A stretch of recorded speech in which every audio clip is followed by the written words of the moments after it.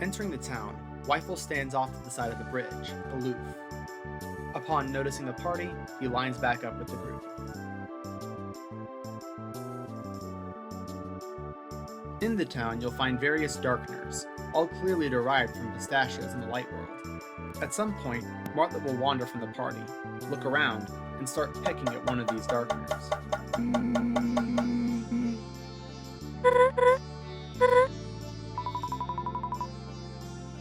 You'll find that these residents aren't the brightest, often saying bizarre things such as,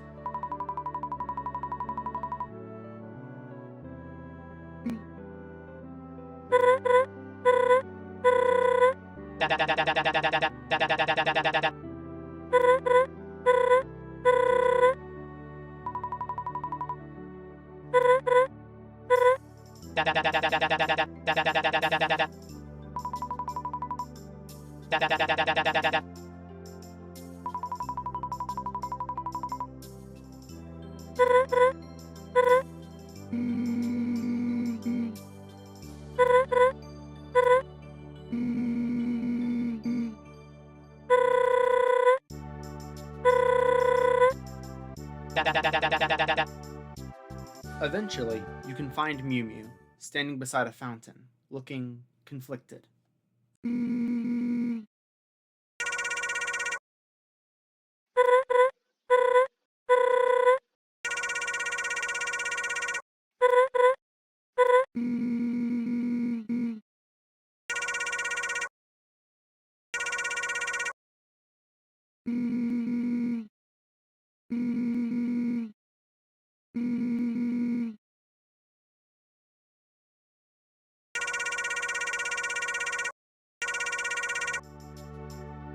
Mew Mew flies off once again, seemingly returned to her usual peppy self after Wyfel's harshness.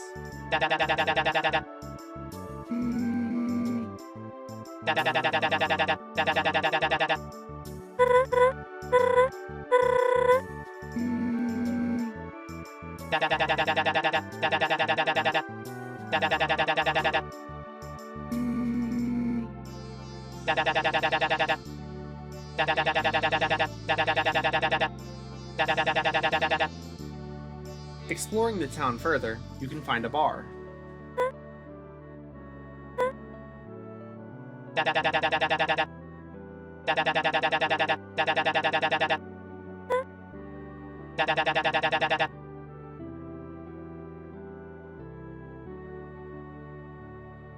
Inside the bar, you'll find several darkeners enjoying the music and atmosphere.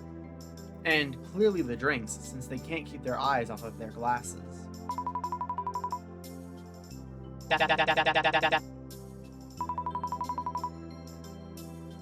You'll also find the same colorful character from the bar in the pool area.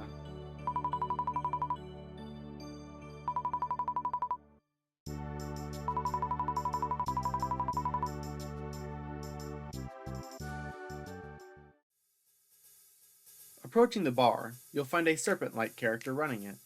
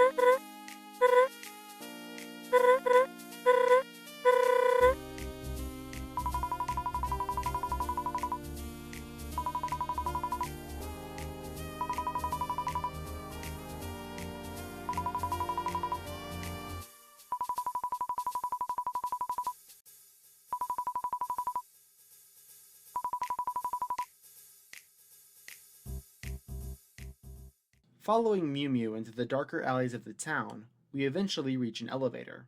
Entering it, the cast begins to descend.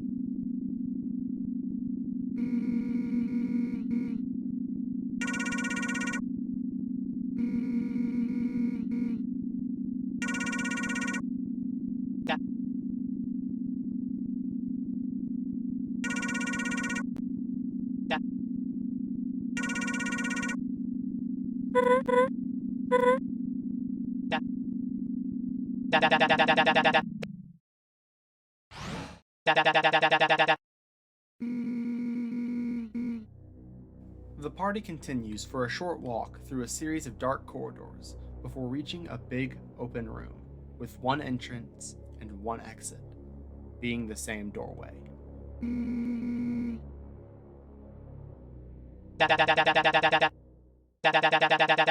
Mew Mew turns around, a sullen expression on her face as the floor beneath them drops. Martlet instinctively flaps her wings open, but notices Rowan dropping and begins to dive down.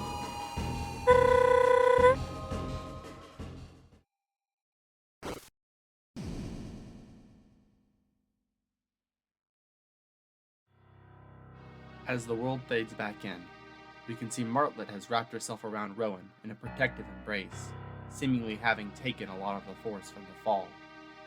The surrounding area is filled with garbage. Kaneko and Weifel appear to be unconscious.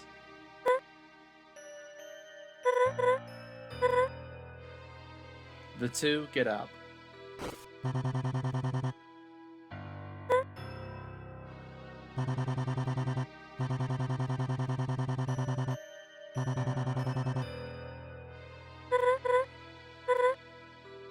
Martlet suddenly notices the other two's condition. Martlet rushes to Kaneko and tries shaking her awake.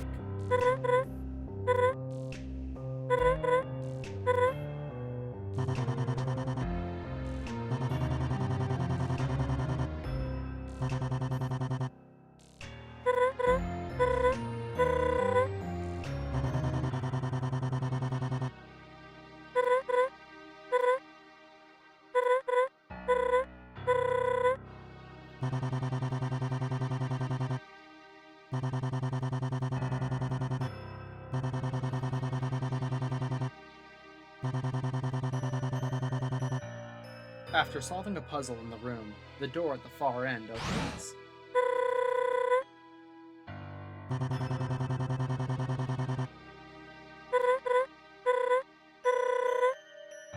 Approaching the two, Rowan tries jostling Kaneko awake.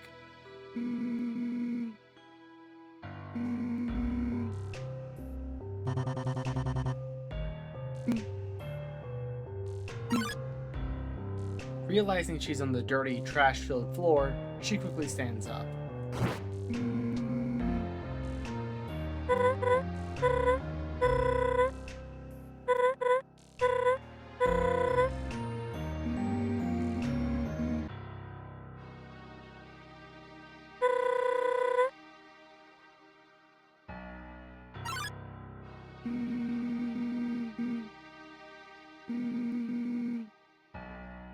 As they turn their attention to Weifel, the sound of snoring can be heard.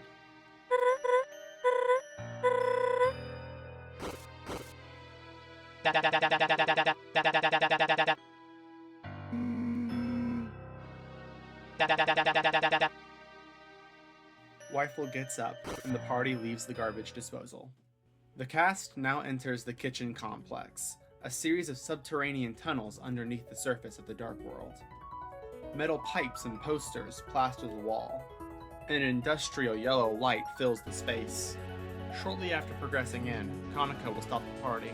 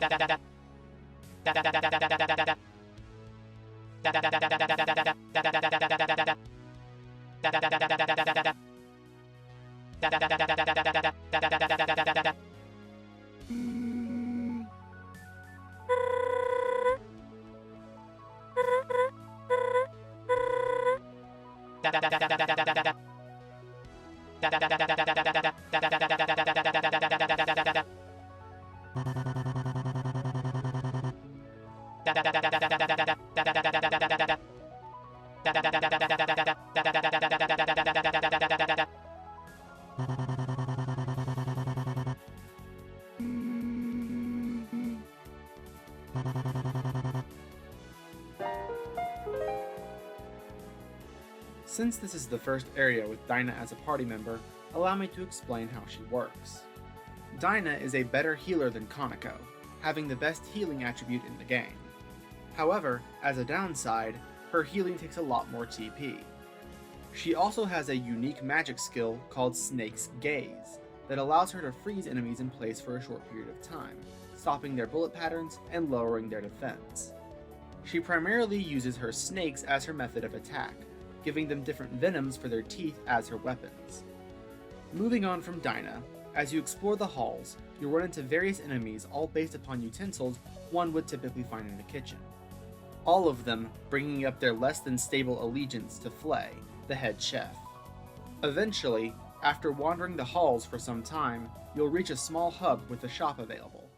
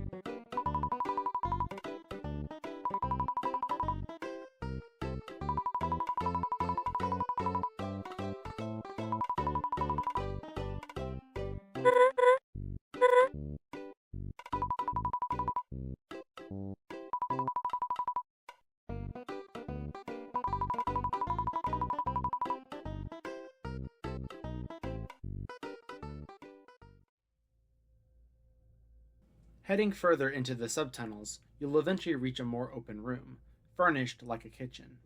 Flaye awaits inside.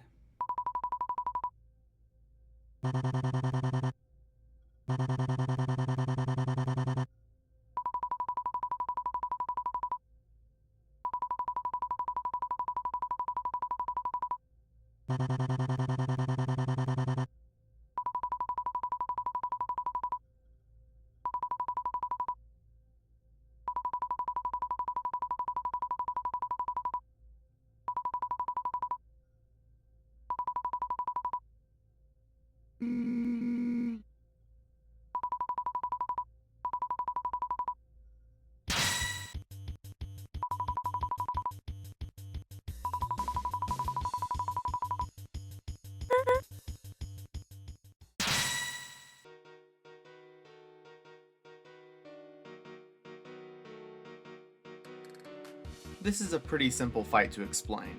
In order to win this fight, in the Act menu, you need to use the Cook action. This action will also take up Dinah's turn. From here, you will be given a short timing minigame based around preparing various foods. The more you succeed, the happier in tone Flaye will become. Fair warning, do not use Martlet's M action during this fight, as Martlet will accidentally set a stove on fire and raise Flaye's attack power. The fight ends when Flaye is satisfied with your cooking.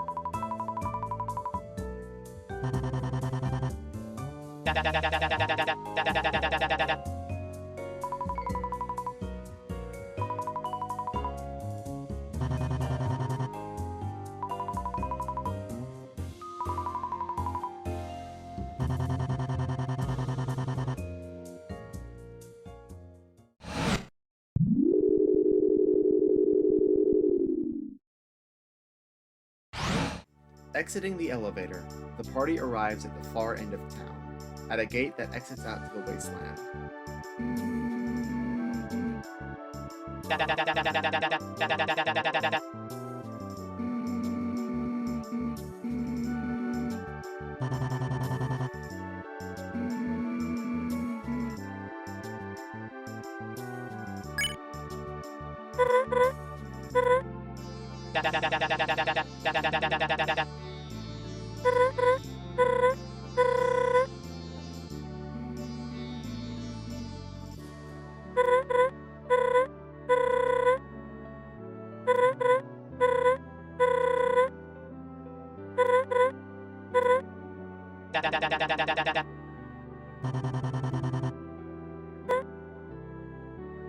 So, you could just immediately turn around if you're actually ready to progress, but let's leave the two girls to their talk.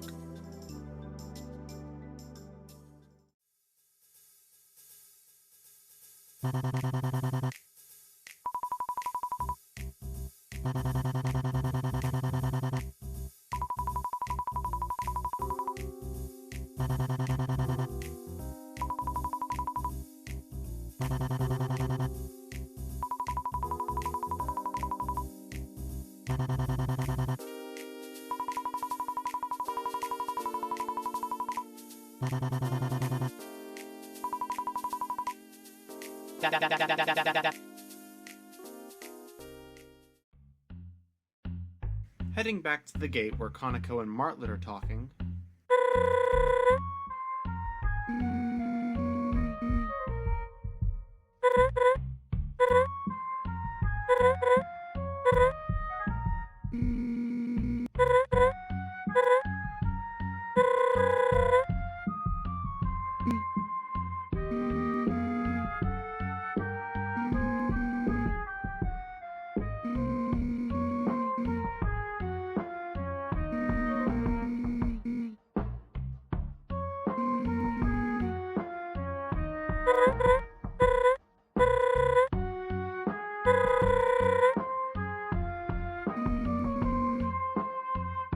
The three others walk in.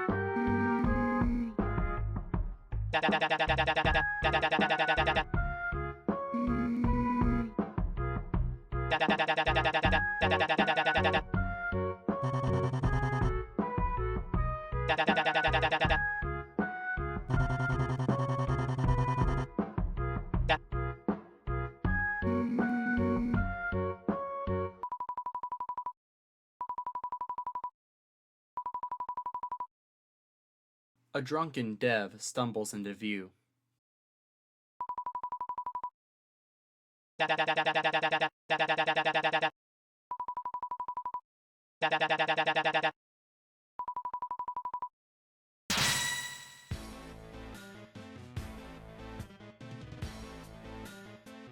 This fight is pretty simple to explain. Dev will begin to spout slurred and unorganized rants regarding Mew Mew and their personality before eventually beginning to talk about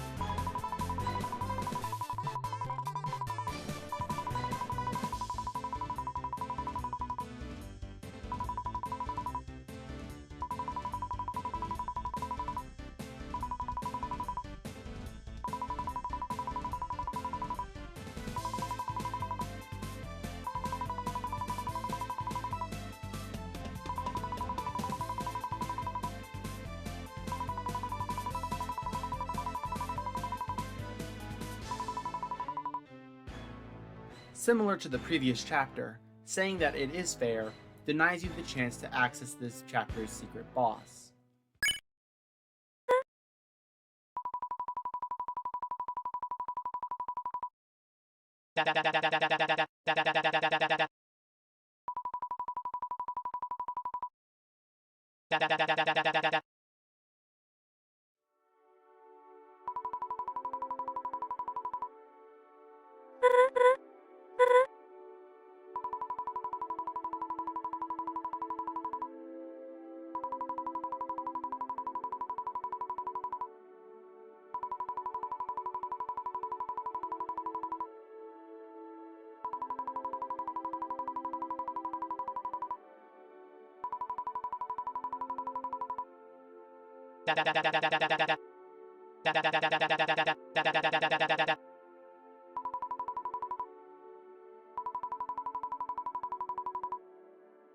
Dev then walks away.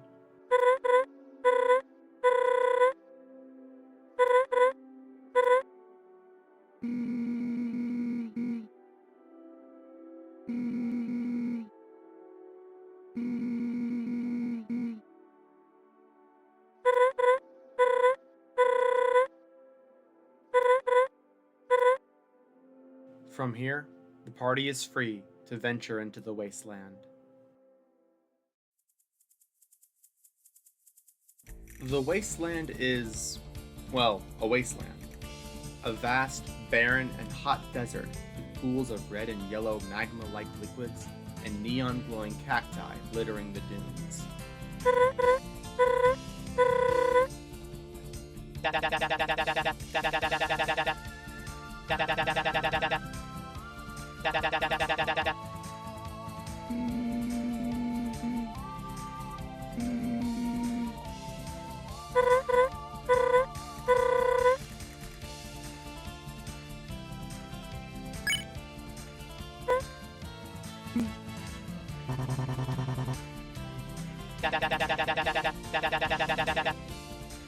Another interaction you'll encounter while in this area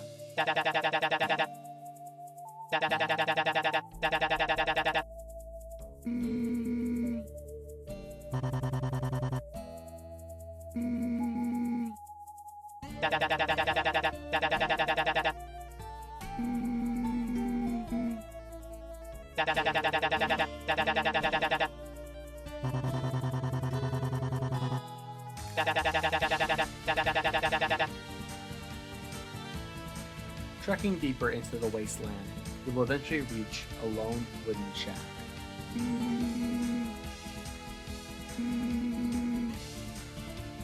Stepping into the shop, a doll sits behind the counter that looks like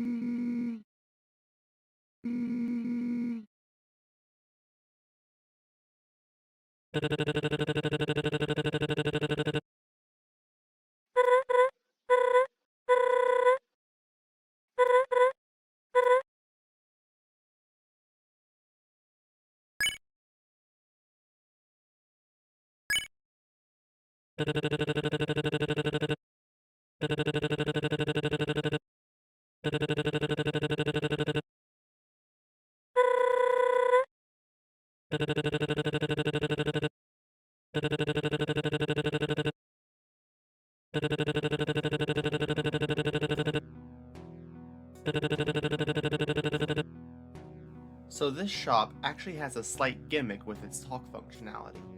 Rather than giving you several prompts to choose from, it will give you a series of prompts that come one after the other.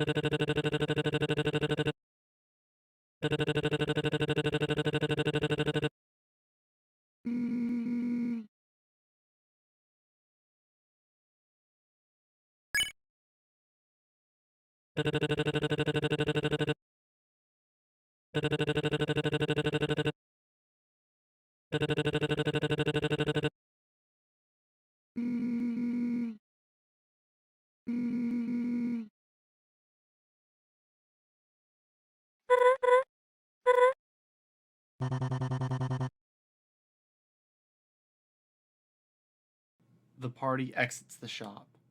Rowan stops, stands still, and stares at the ground.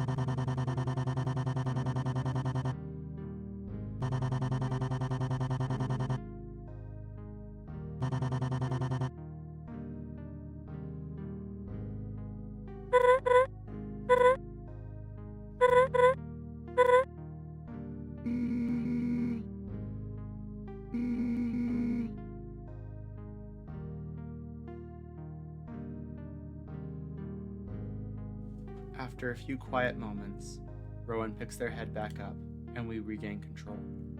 You can re-enter the shop if you want, but the talk functionality will be disabled. The most noteworthy thing you can buy in the shop is, of course, gunpowder. Heading further into the Wasteland, we eventually reach a very colorful structure. The only way past is through, and as the party walks through the colorful tiles, suddenly, a familiar face drops down from the sky.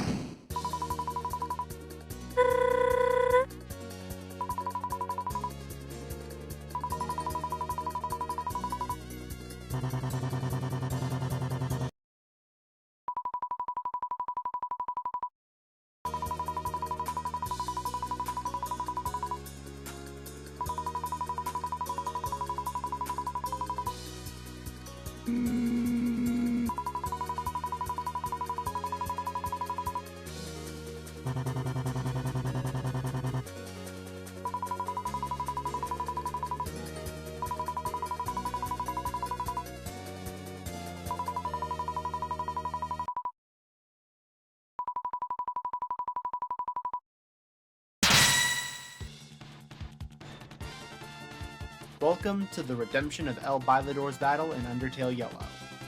Just like in UTY, the goal of this battle is just to survive.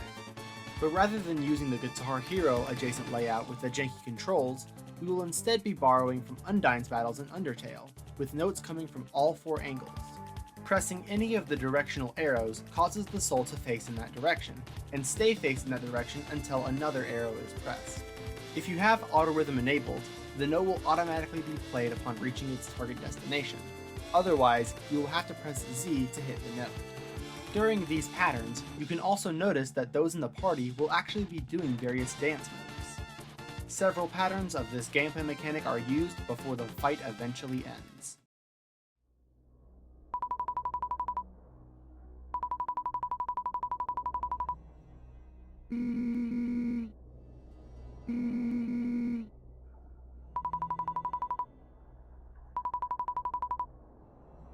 As he says this, several pink figures descend from the screen in an attempt to ambush the party. Weifel, Konako, and Rowan swing and fire their weapons to defend themselves, but Martlet and Dinah are caught off guard and grabbed.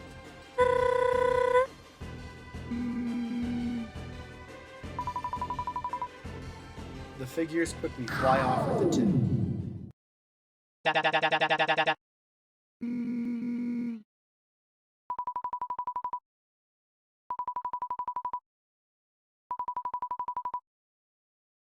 Bailador's cape then shifts into bird wings, and he flies off.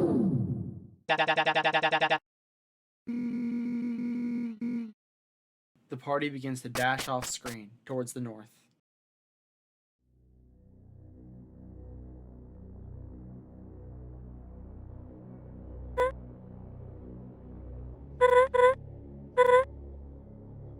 Martlet looks around, and notices the other dangling prisoners, hidden in the darkness.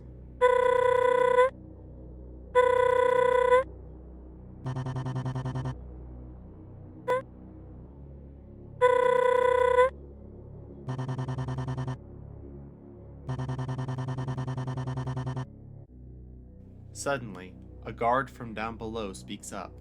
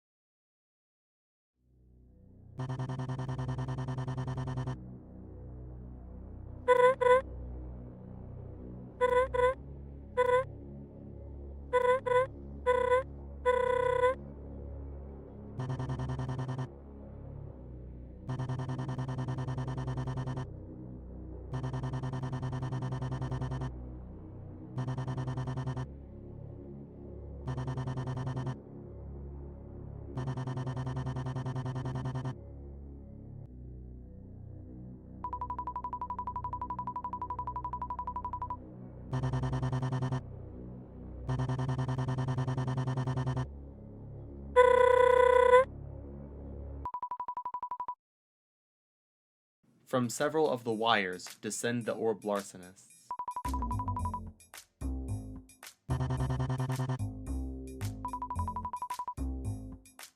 Two of the orbs use their knives to cut the wires holding Dinah and Martlet up, and they quickly drop. Martlet catches herself with her wings, and Dinah is caught by one of the orbs.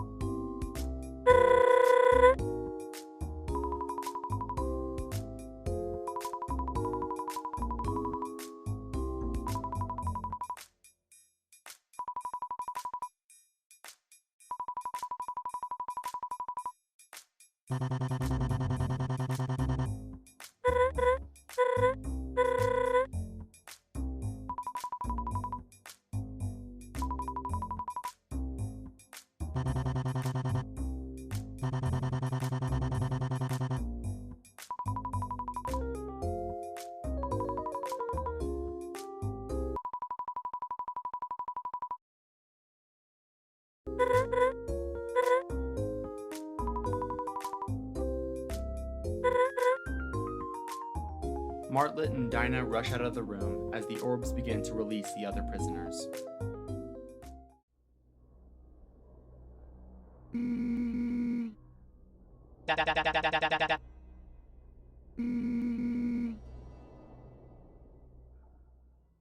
The three enter through the large entrance. A pink neon glow fills the colorful halls. Cat imagery can be seen everywhere. At the center of the hub room of the tower, an elevator sits just below a massive screen. As the three begin to walk forward, the monitor turns on and a cat-like face appears on it.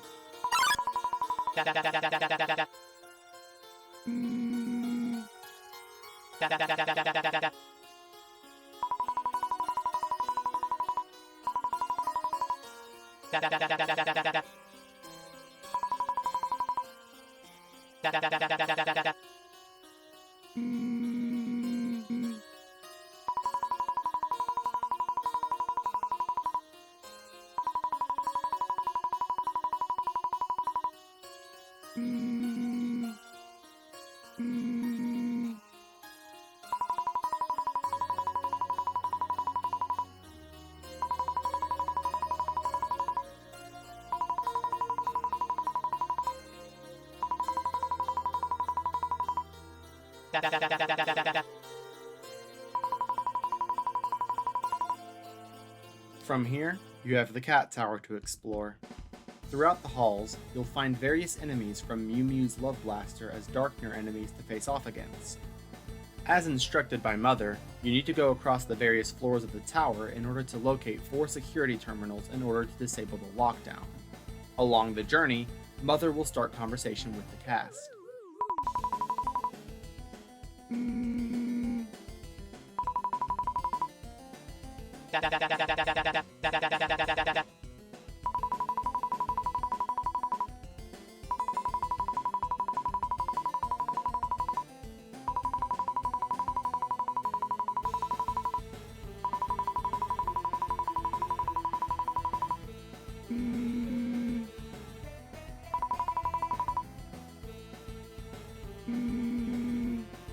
Heading further in,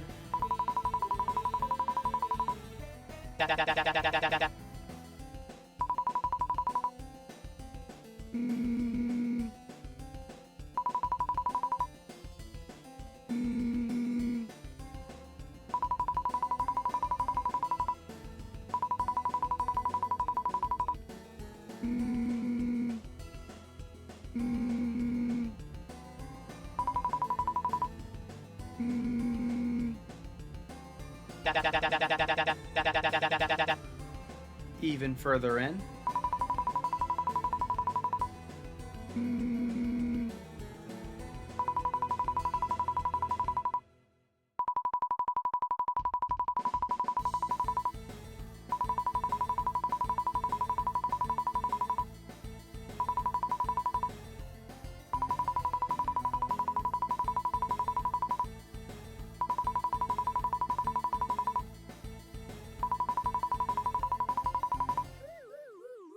At this point, you will have hit all of the switches in the cat tower.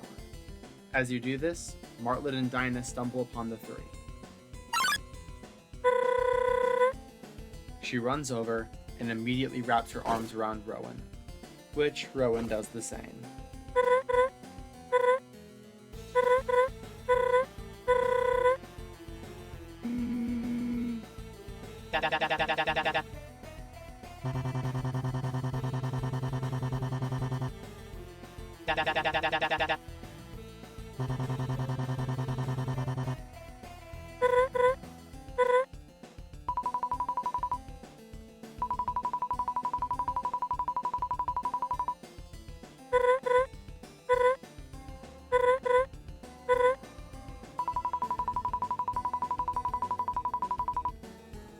The group gets back in line and gets ready to continue adventuring.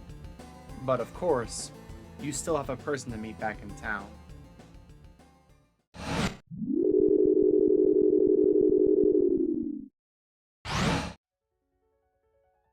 Using the elevator to descend back into the kitchen complex, you can meet up with Flaye again.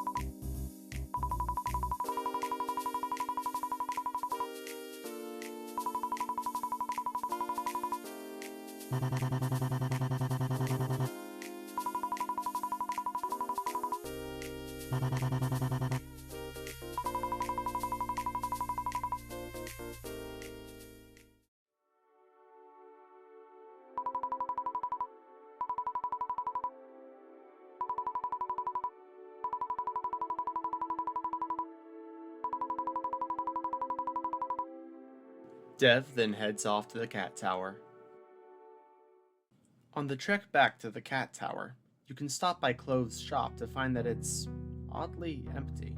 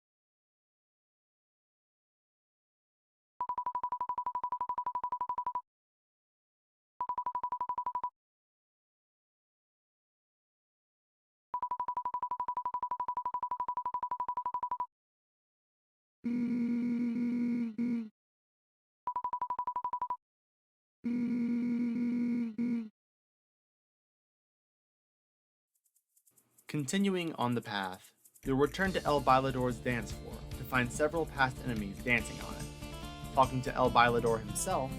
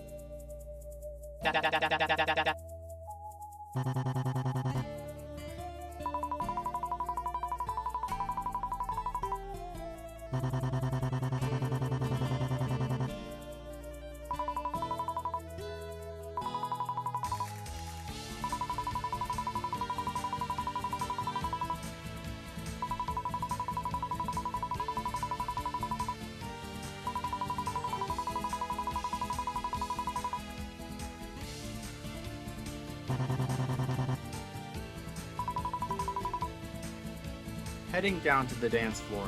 If you idle on it for long enough, everyone in the party will dance, with the exception of Dinah, as, interestingly enough, Wifel will join if you wait long enough.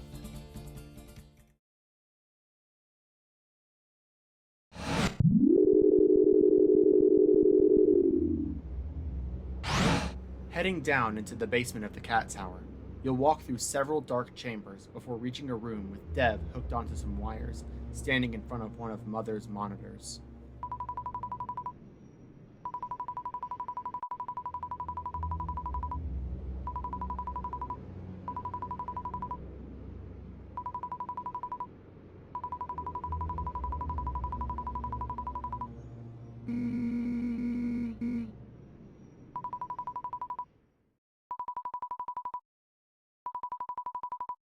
The party draw their weapons, preparing for a fight.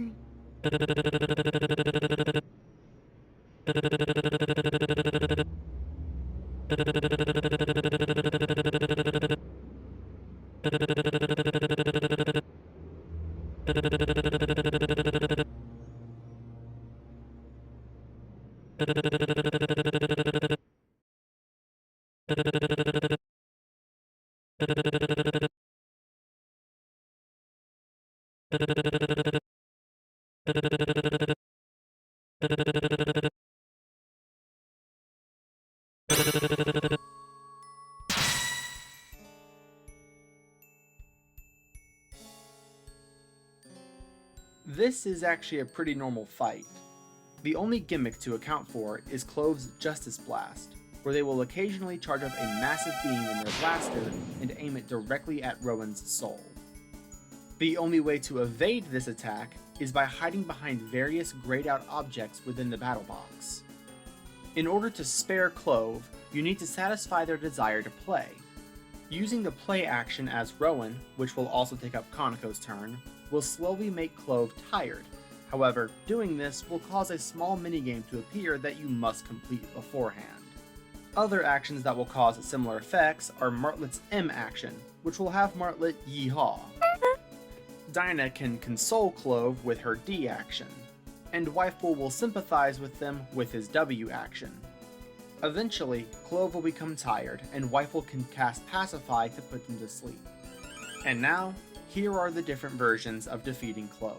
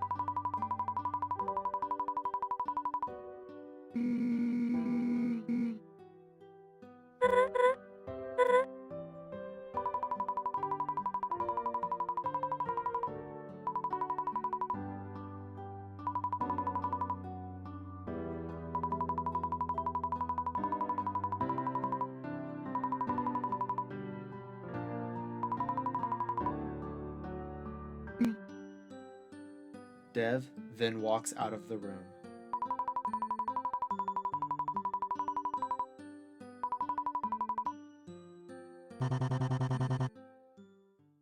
The party then walks out of the room. Before the cast can walk any further, Martlet stops them. The two move to the side.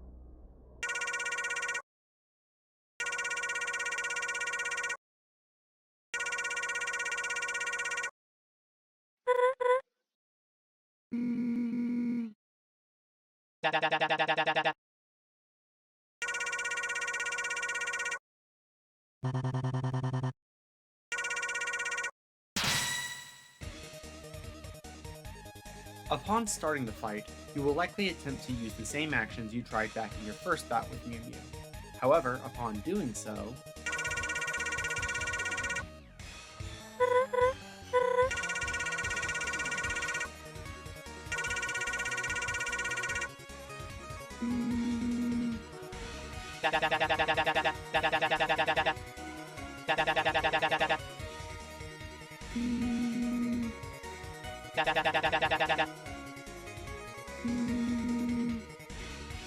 At this point, Martlet will unlock her boss action, if she's swapped in the battle, that is. This action is called Sapphire Wings. Upon activation, pressing X at any point during a bullet pattern will allow your soul to dodge, just like how it can in the final bosses of UTY. The dodges grant you a quick burst of invulnerability, and also allow you to move quickly in any direction that you're currently holding. Now, back to the fight. In order to win, you need to first break Mew Mew's focus by hitting her enough times, which will cause her to spin out of control and get dizzy. Don't worry though, if her HP gets low enough, she will practice self-care and consume a strangely realistic almond milk jug. Once she is dizzy, you will once again have to use each one of the party's individual actions.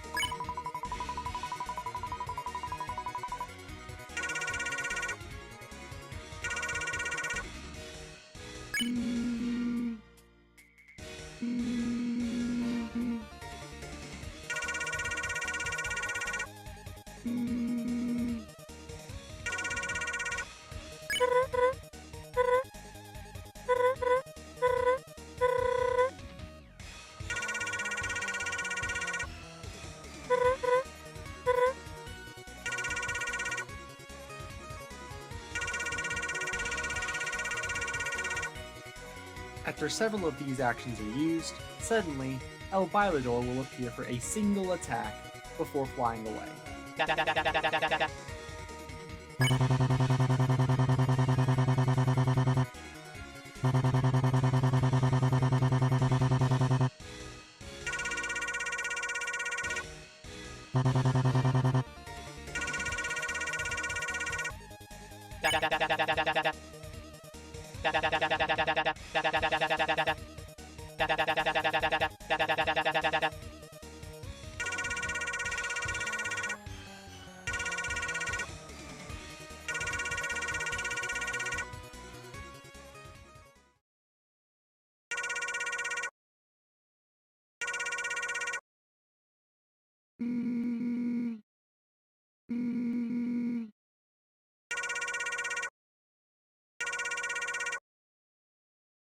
Suddenly, a large blue bat with a TV monitor on its face flies in front of the fountain.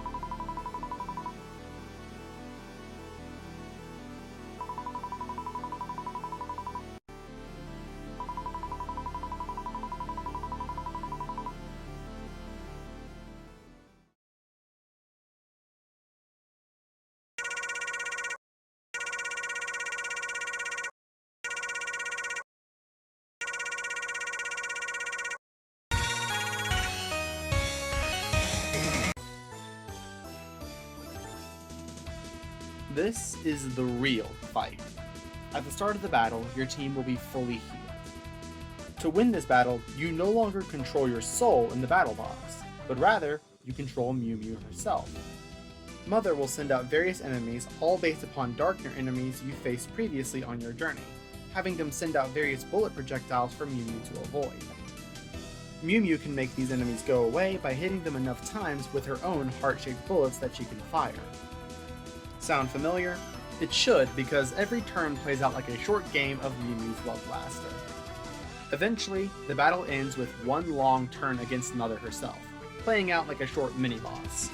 After enough damage is dealt to Mother, the bat turns a pink shade and lands on the ground.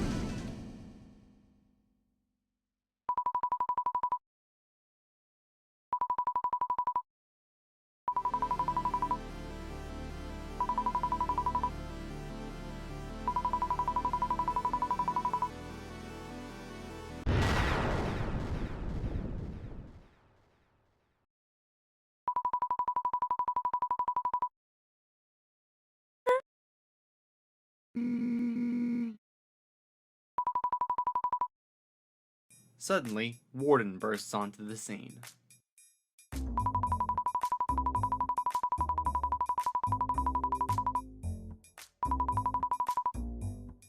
Suddenly, several of the Orb Legion get the jump on Mother and disconnect her monitor from the bat, and it flies free.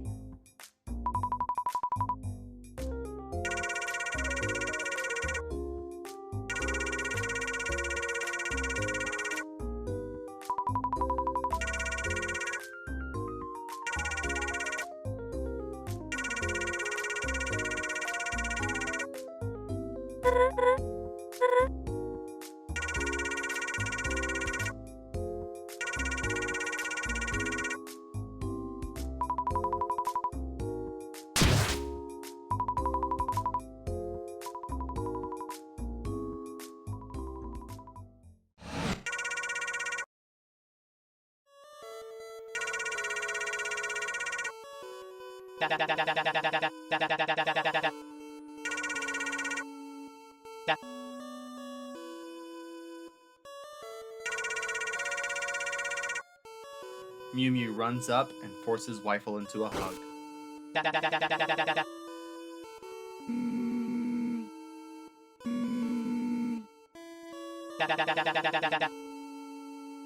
Kaneko joins in the hug as well, and, one member at a time, the hug becomes a group hug. Eventually, the hug is broken, and Weifel takes a second to breathe.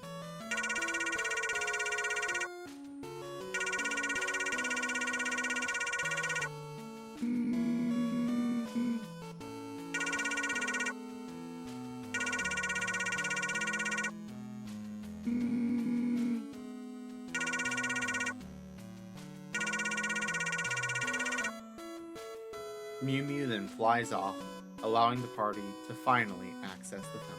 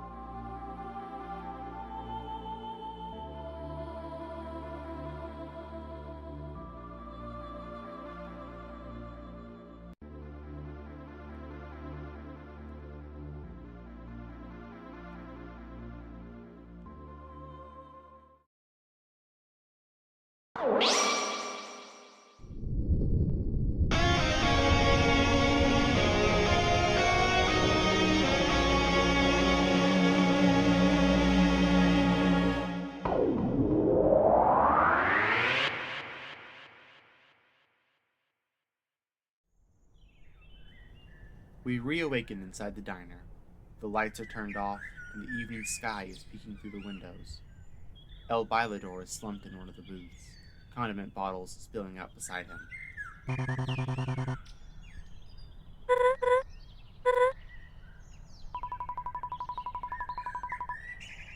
El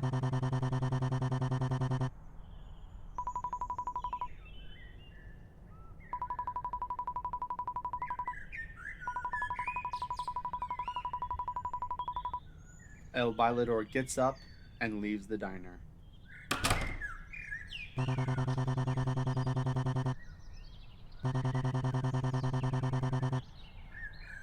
Dinah then walks through the kitchen doors.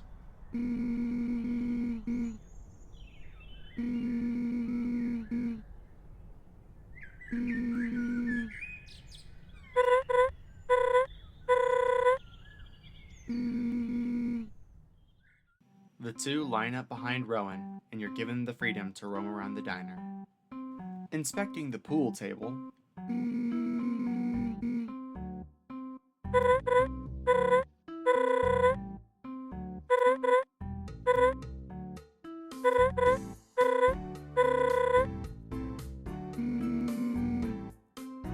checking out the bar,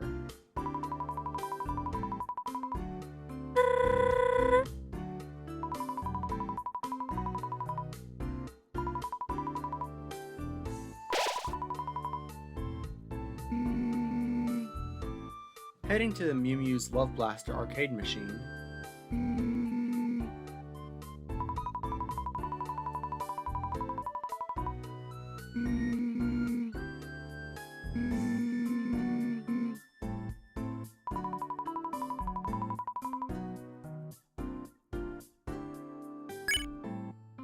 This version of Mew Mew's Love Blaster is slightly different from its UTY counterpart.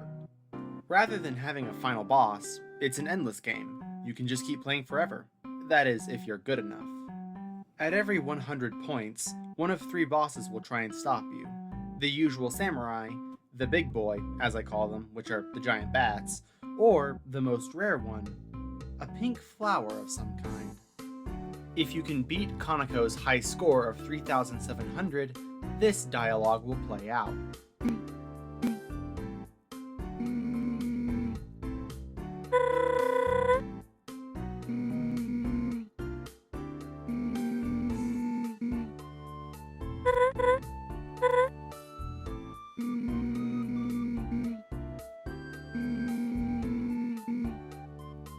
Looking behind the arcade machine.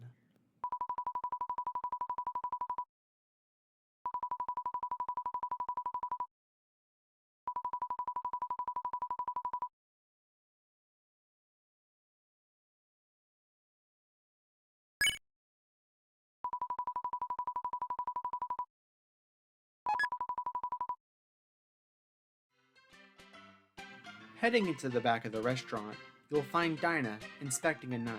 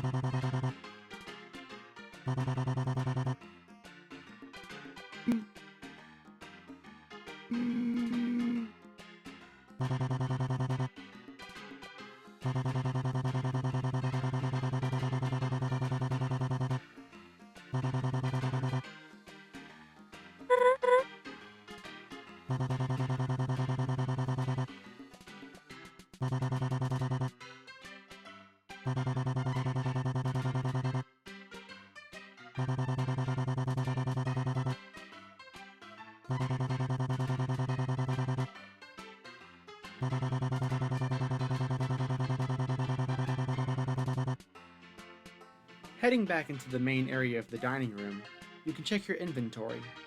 If you had previously done the secret boss and collected the golden tonic and had not used it at any point, you'll find that it has been replaced by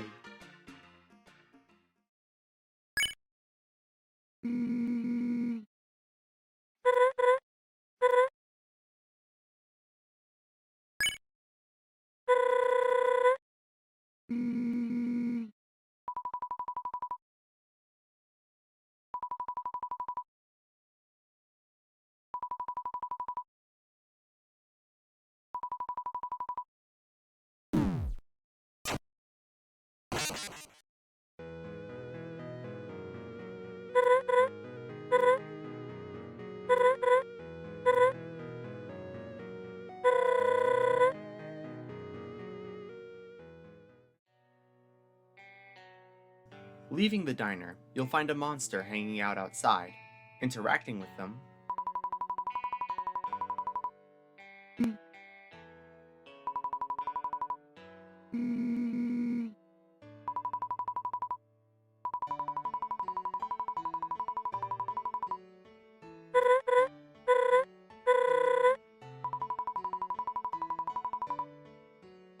heading west, we reach the town sign. Interacting with it,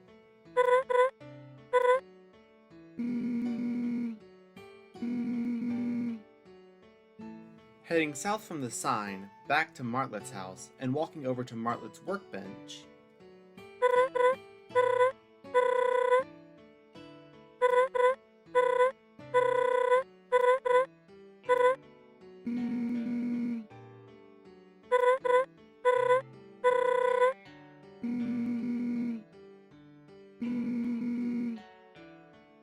Walking around back to the tire swing that has always been there, you'll find a lone monster dog just hanging around.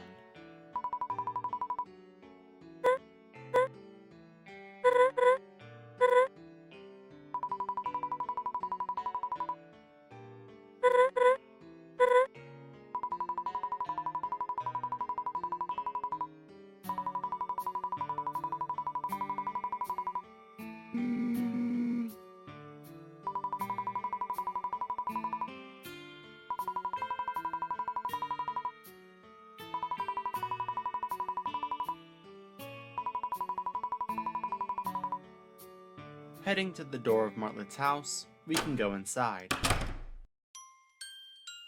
Interacting with the couch,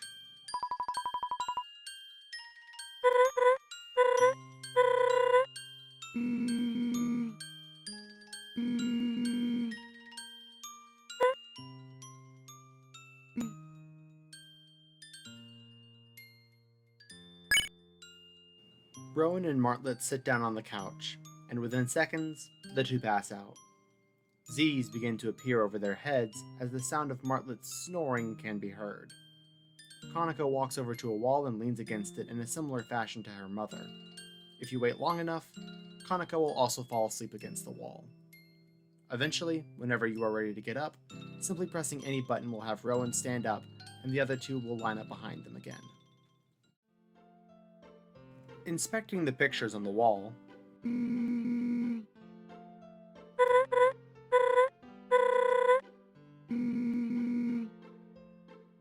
interacting with the phone on the wall,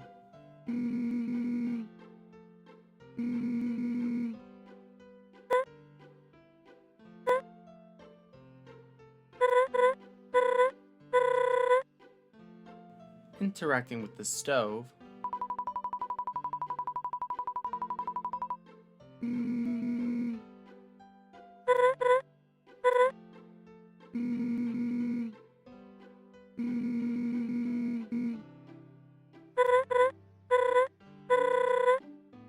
interacting with the fridge,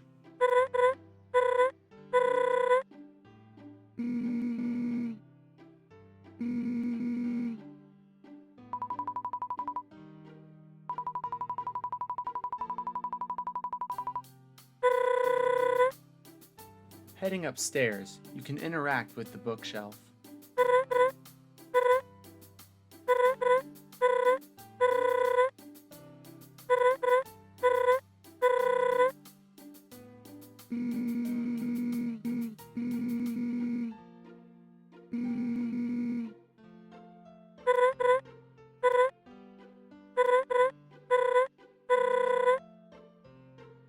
Heading into Rowan's room with Kanako for the first time.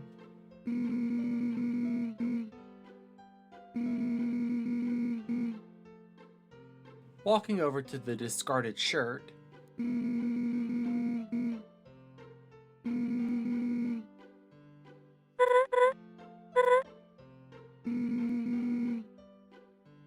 Kanako picks up the shirt and walks it over to Rowan's dresser.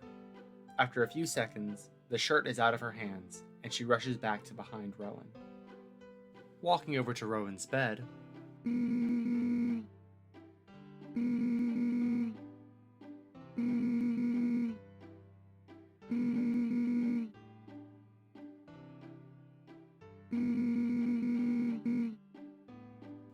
Inspecting the window.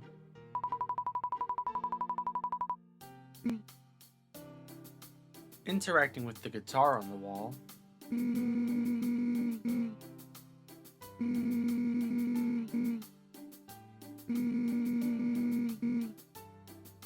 Interacting with the dresser.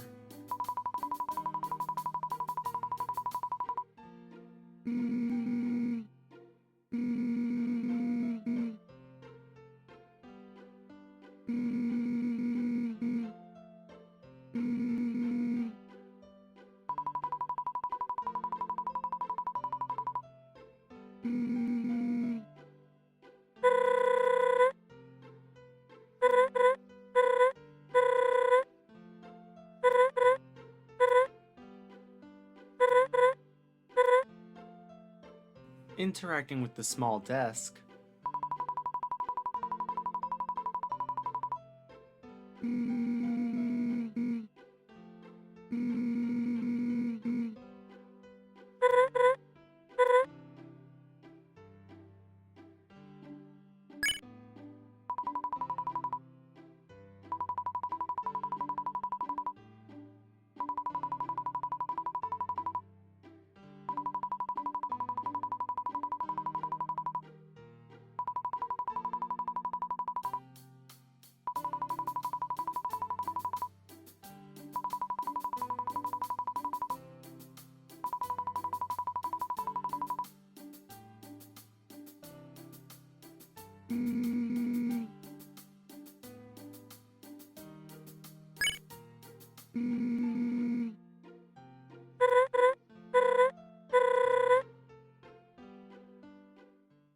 Leaving Rowan's room and heading into Martlet's room.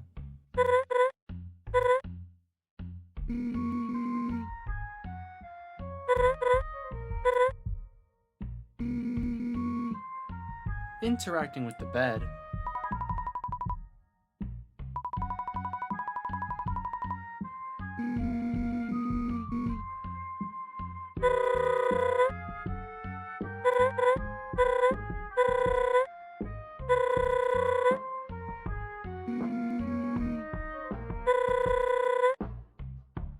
Inspecting the box on the floor.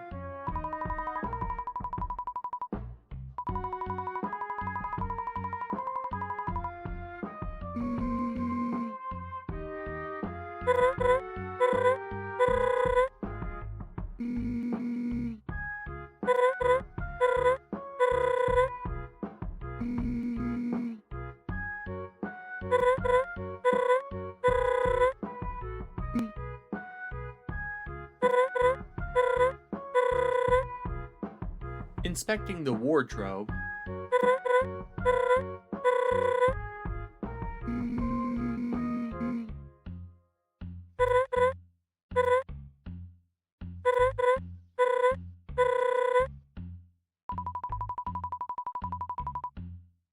Interacting with the clock on the wall.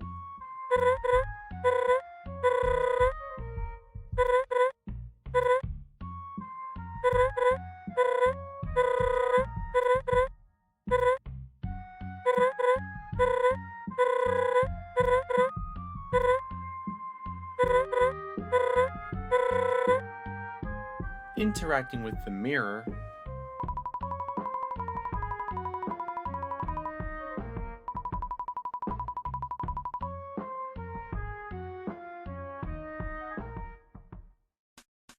Leaving Martlet's house and heading south, you'll run into Dal once again, standing in front of his yard.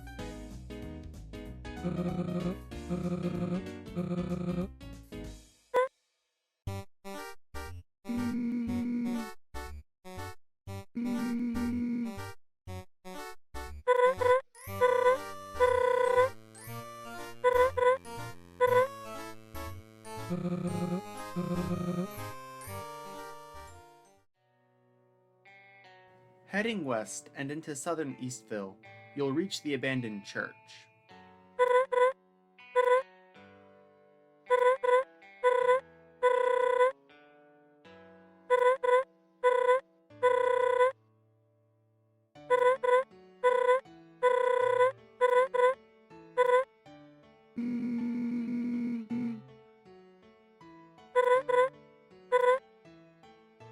Heading west from the church, we reach the graveyard, and...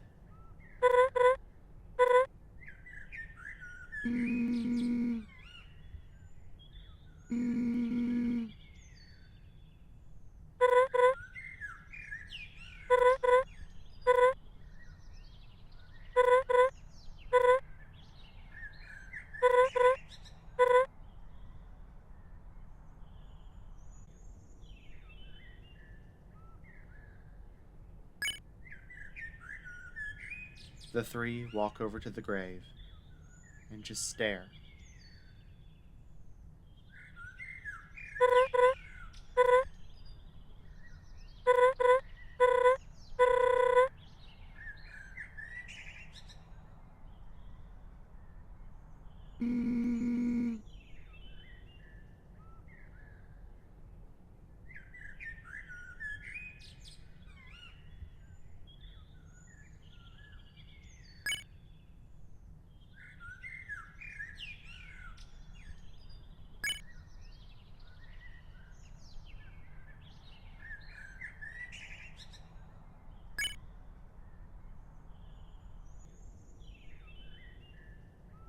We sit in silence for a while, listening to the sounds of the birds. The player, once again, can leave whenever they so choose.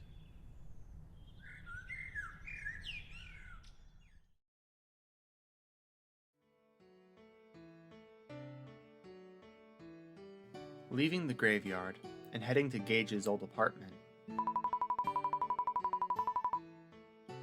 Heading south from there into the school.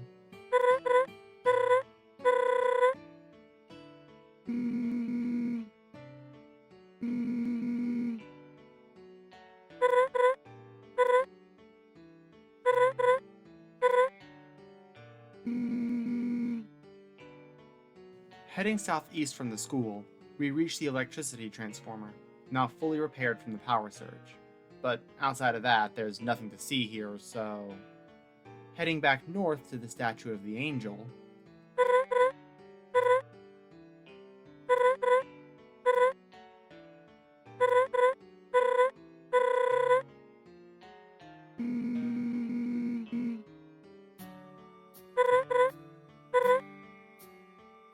Heading west-ish from the statue into the small park, you'll find another monster who's seemingly lost, judging by their outfit.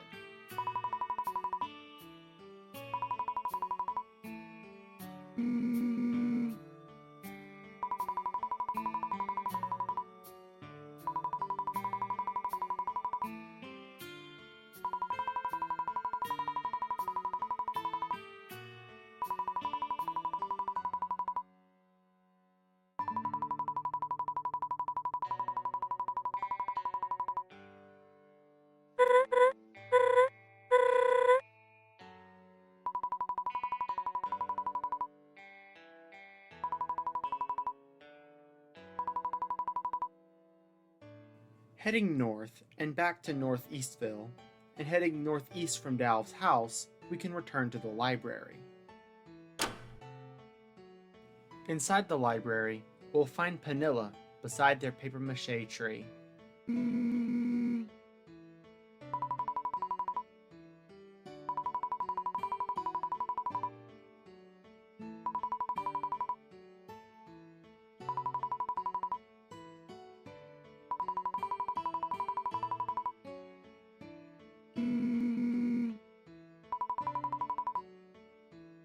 Examining the new laptop in the far right corner of the room,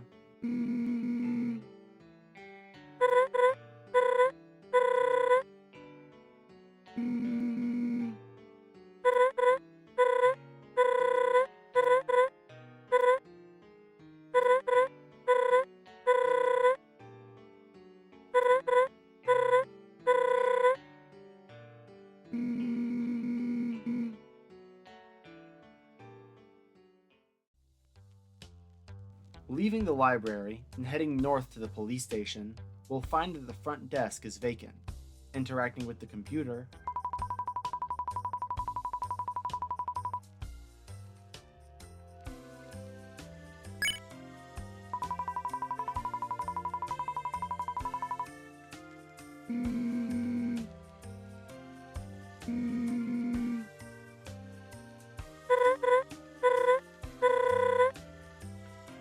heading into the back of the police station, you'll find Starlo in the Fastest Four, playing a game of humans and households inside one of the cells.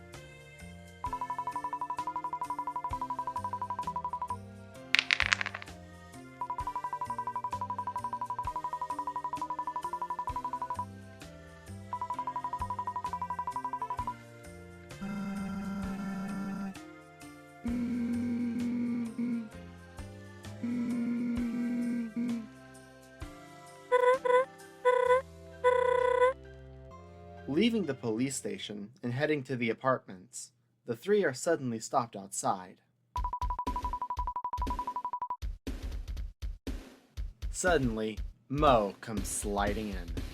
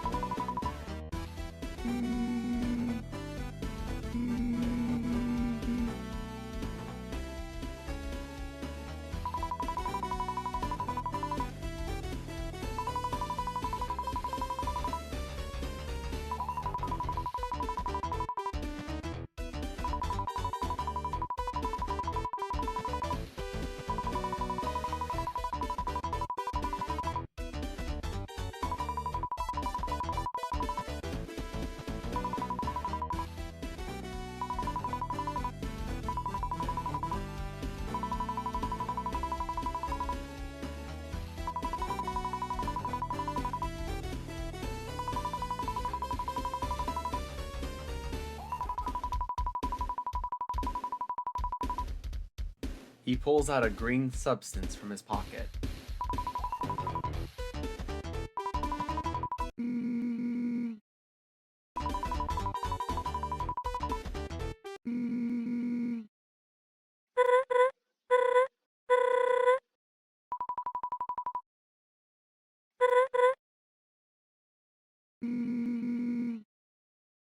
She grabs Dylan by the hand and begins leading them away.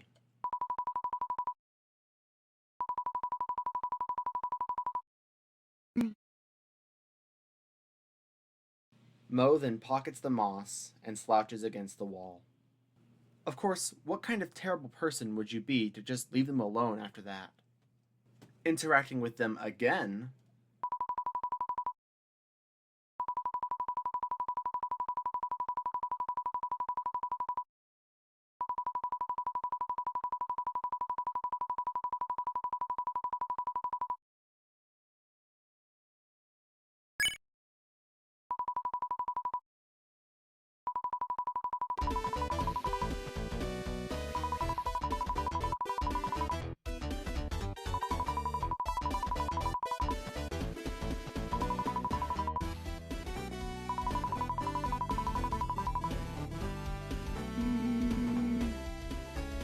You can, of course, buy this moss if you had picked up the 20G from the first chapter.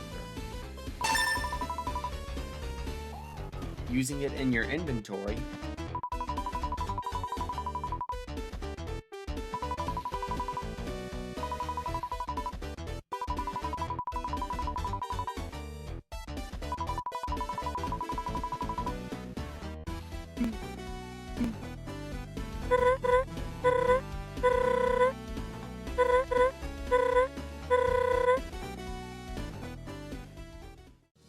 heading north to Bailador's, you can take Konako and Martlet to the dance floor. Almost immediately this time, Konako will join Roan in their dance, and shortly after, Martlet will join in too.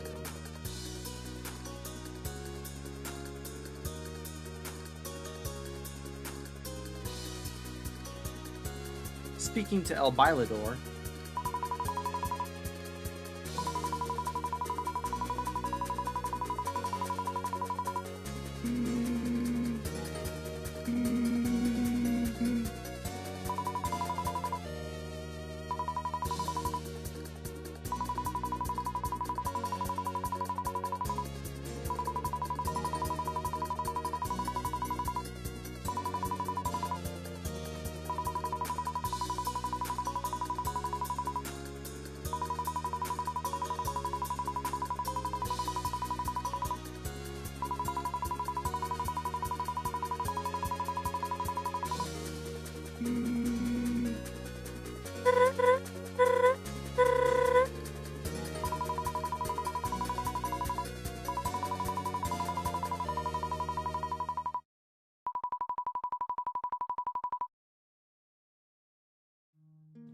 leaving Bailador's and making your way to Sunnyside Farms, you'll find Christina outside on the porch with Orion, Starlow's brother.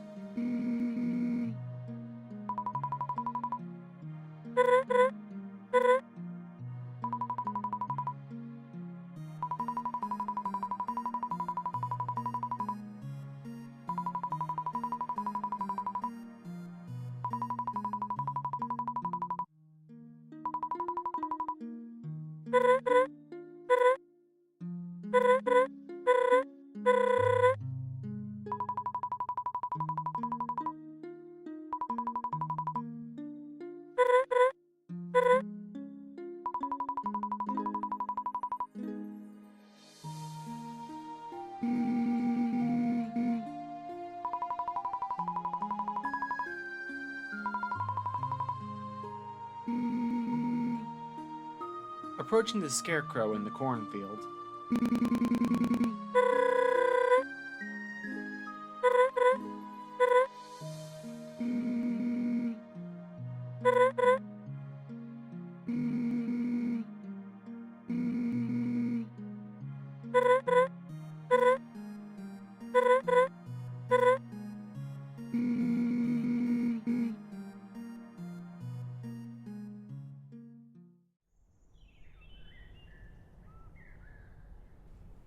approaching the cherry blossom tree at the center of the field.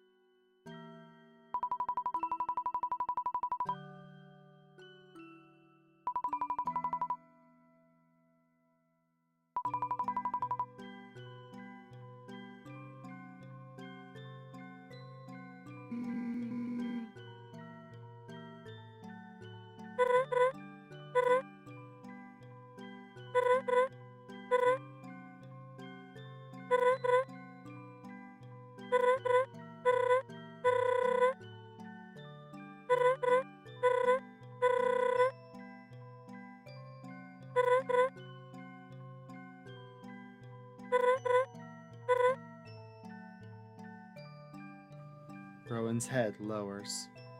Konica wraps her arms around Rowan, and Martlet does the same.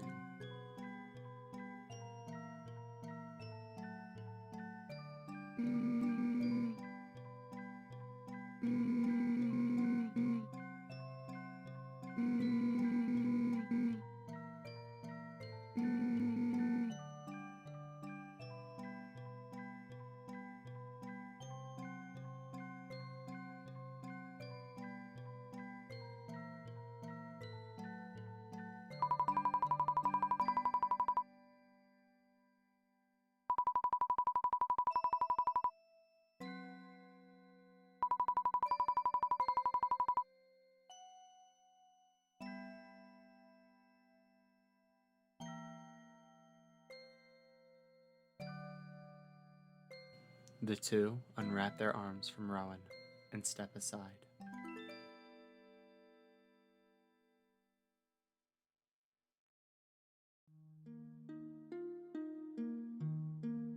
Leaving Clove and the cherry blossom behind, you can interact with the sunflowers to get this dialogue.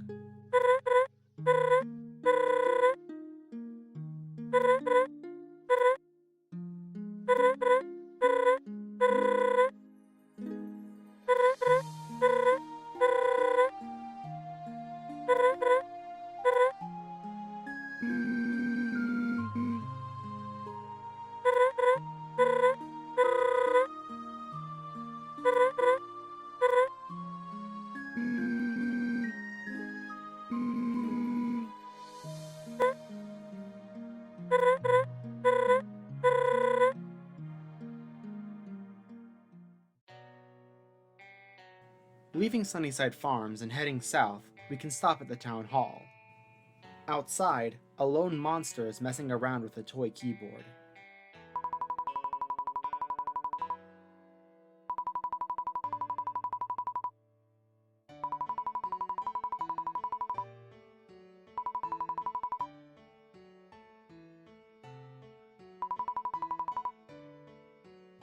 Heading inside and talking to Rosa,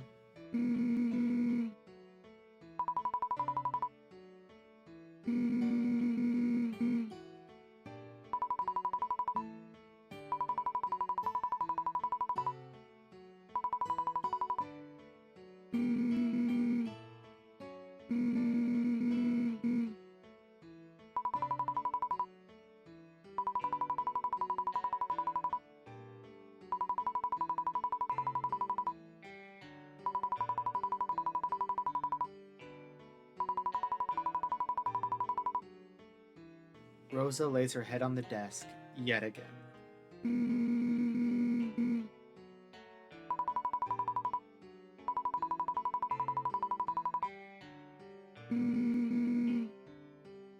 Just outside of the Ketsukane house, you'll find another lone monster, fishing in the decorative koi pond.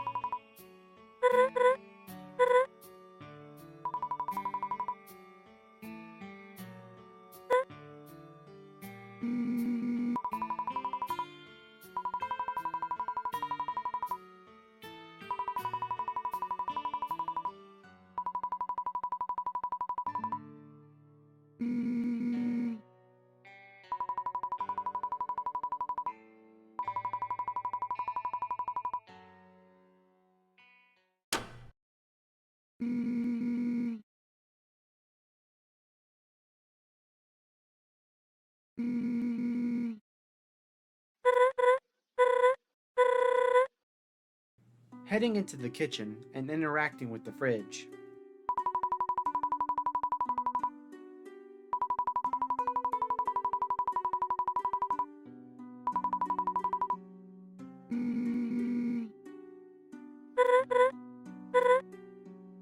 Leaving the kitchen, heading into the living room and interacting with the couch.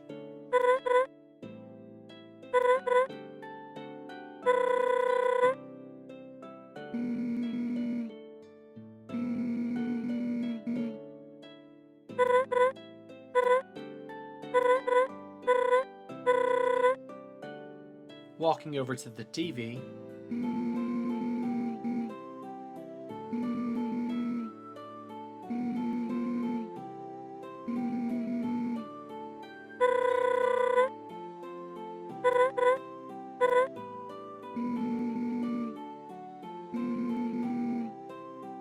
walking over to the bookshelf,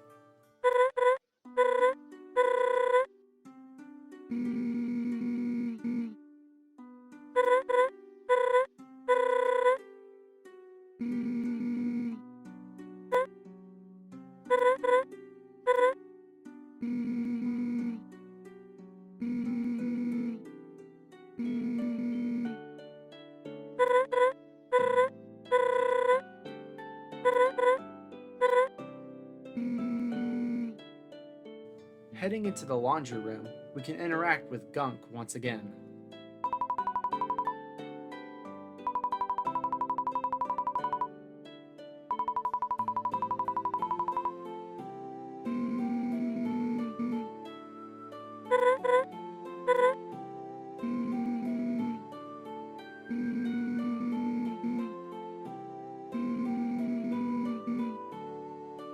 Heading up to Kaneko's room and interacting with her drawing notebook, she quickly swipes it up.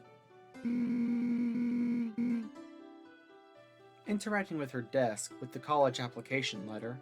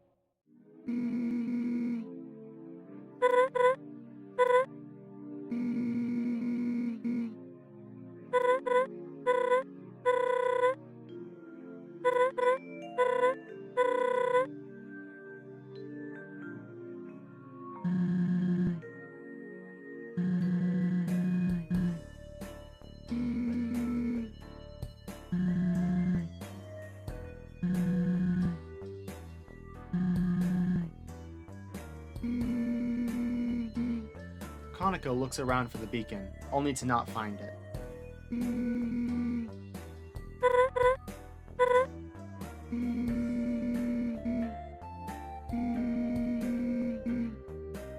The three line up behind Rowan. Walking around Kitson, it's clear that several things have changed. A couple new buildings were added and a few new landmarks as well. Starting at the tavern and talking with Axis,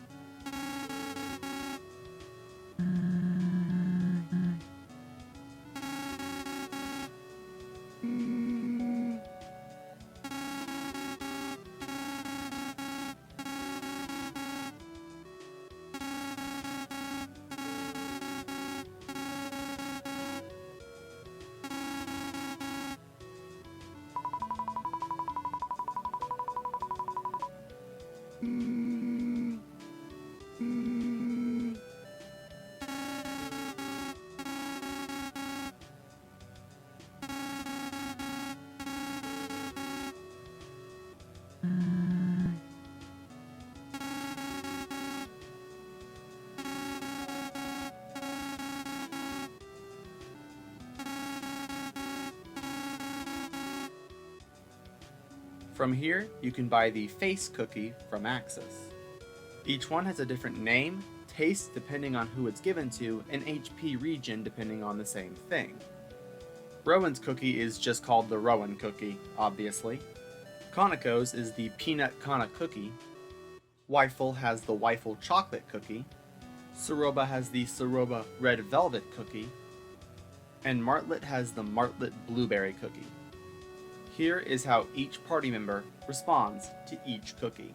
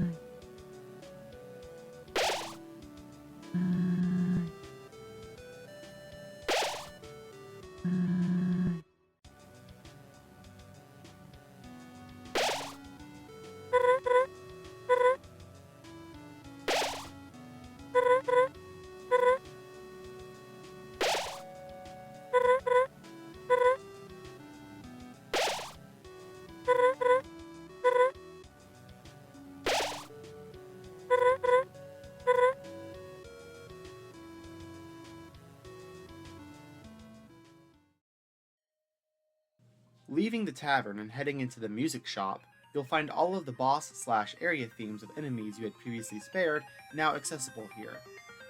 Attempting to step onto the dance floor,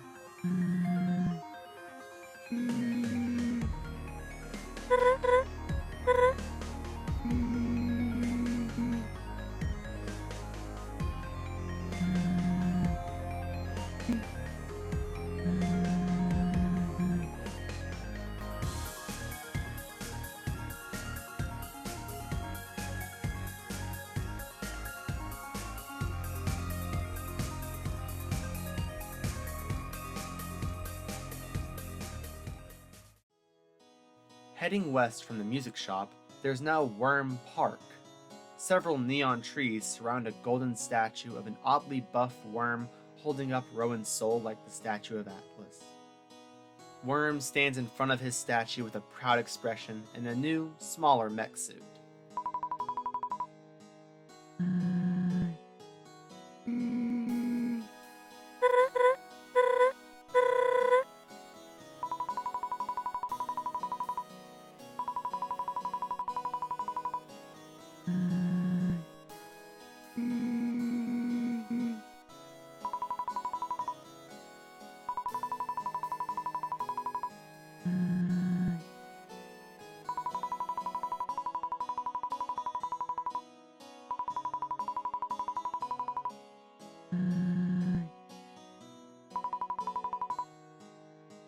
Heading north, you'll find a new building.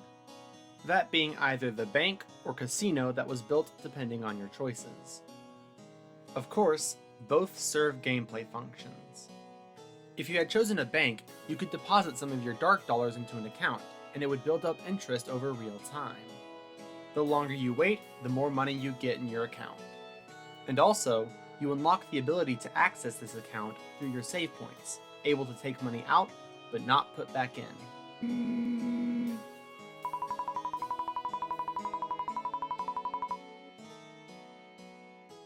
Of course, alternatively, you could have selected the casino. Inside the casino, you can spend all of your hard-earned dark dollars on various luck-based minigames and rarely, if ever, get a payout. But, more importantly, you can play a variation of 6-shooter here, now containing the faces of Weifel, Konako, Ceroba, Martlet, Rowan, and Ezerath.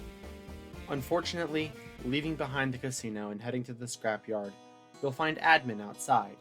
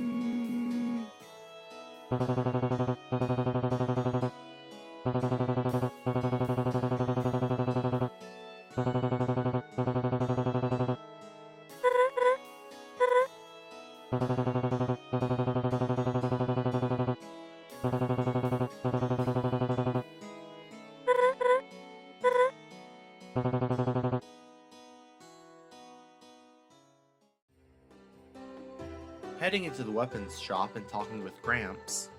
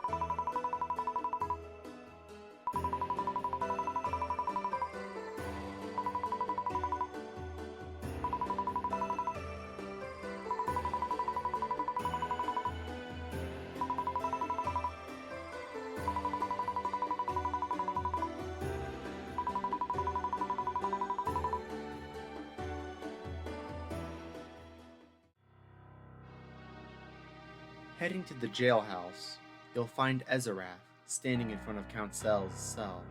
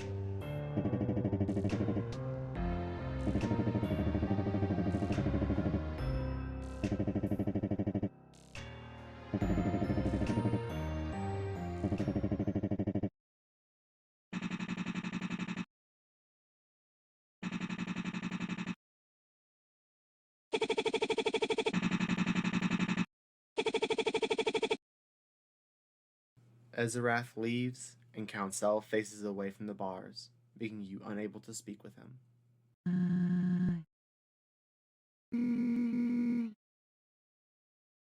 Leaving the jailhouse and heading north to the dojo, you'll find a few new challenges to do. Primarily, a refight against Worm that, if you win, you'll unlock a special kind of armor that, once equipped onto any party member, counters a bullet in a bullet pattern, giving the damage that you would have taken to the enemy. But enough about challenges. If you've done the interaction in the jail, you can talk to Ezerath here again.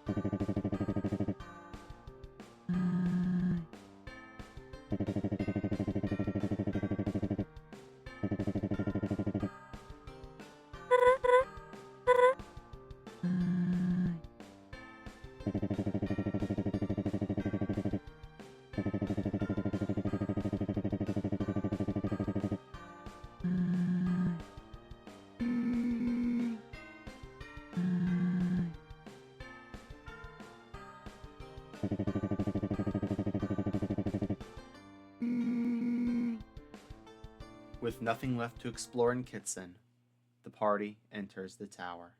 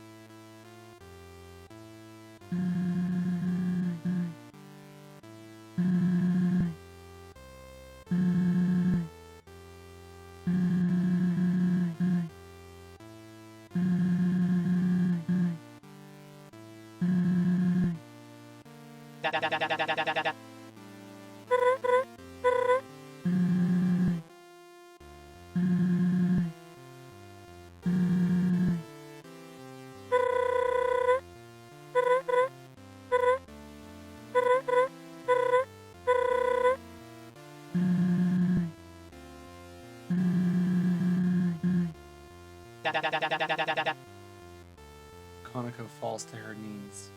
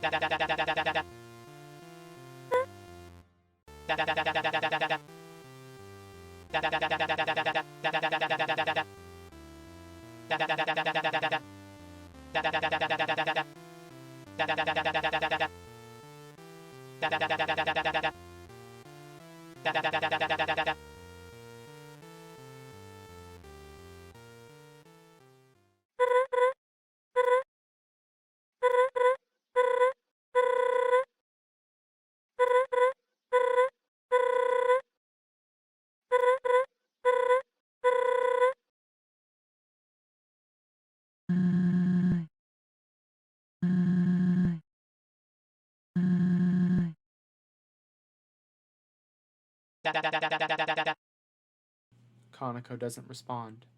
Her shoulders twitch up and down slightly. Ceroba rushes over and wraps her arms around Kanako.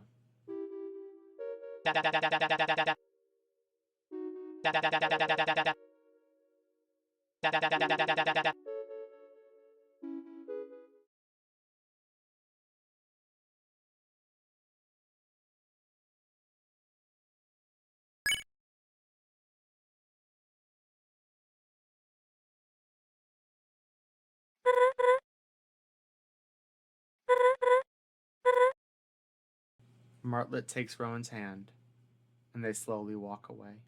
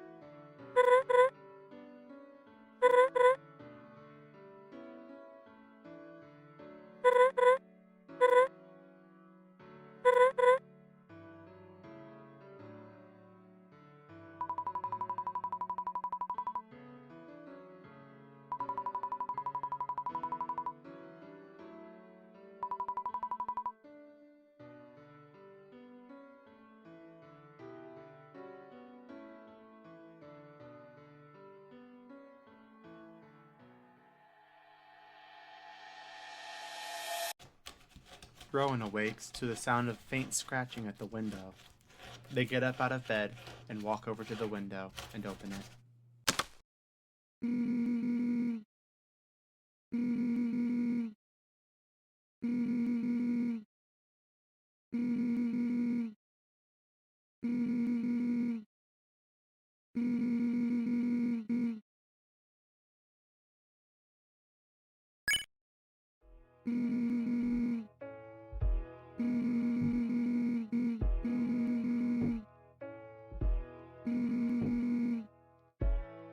Rowan closes the window. The sound of ruffling clothes can be heard before the window opens again, and the two leave.